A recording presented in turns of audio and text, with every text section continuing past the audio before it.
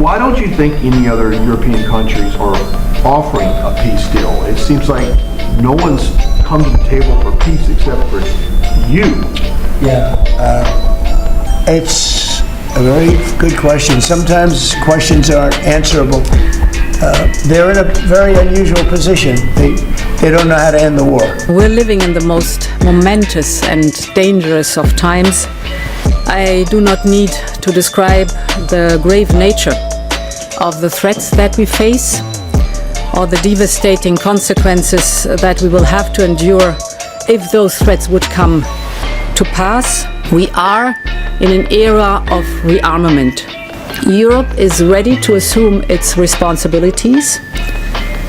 Rearm Europe could mobilize close to 800 billion euros. This is a moment for Europe, and we are ready to step up. Over the last week or so, what's going on in Europe, this thing could end up in World War III if we don't get it settled.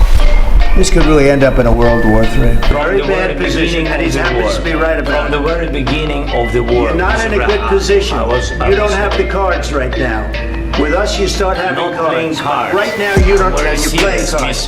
You're playing cards. You're gambling with the lives of millions of people. You're gambling with World War III. You're gambling with World War III. And I will say this also: it could lead to World War III if it's not solved. You know, there'll be a point at which it's not going to stop at those two countries. Already, there's such involvement from other countries, and it could really lead to a very big war, World War III. And that's going to be the next thing you'll be talking about is Iran. What's going to happen with Iran? And there'll be some interesting days ahead. That's all I can tell you. We have a situation with Iran that something's going to happen very soon. Very, very soon. You'll be talking about that pretty soon, I guess. And hopefully we can have a peace deal. You know, I'm not speaking out of strength or weakness. I'm just saying I'd rather see a peace deal than the other. But the other will solve the problem. But the time is happening now. The time is coming up. Something's going to happen one way or the other. I want to assure everyone who's now listening to us, President Trump and I are working in full cooperation and coordination between us. We have a common strategy, and we can't always share the details of this strategy with the public, including when the gates of hell will be opened, as they surely will. You support, Mr. President, you support Israeli sovereignty in Judea and Samaria, areas which many believe is the biblical homeland of the Jewish people.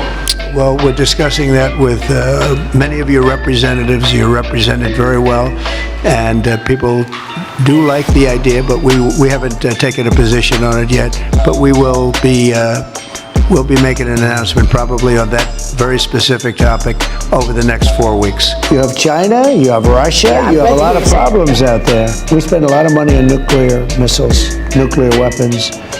The level of destruction is beyond anything you can even imagine. It's just bad that everybody has to spend all this money on something that if it's used, it's probably the end of the world.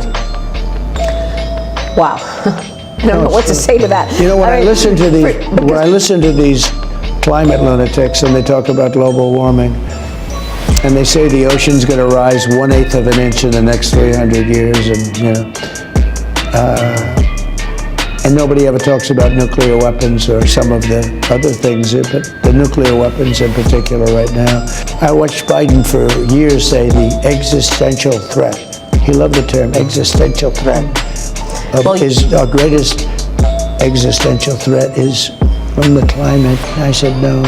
The greatest is sitting in shelves in various countries called nuclear weapons that are big monsters that can blow your heads off for miles and miles and miles. And they never mention that.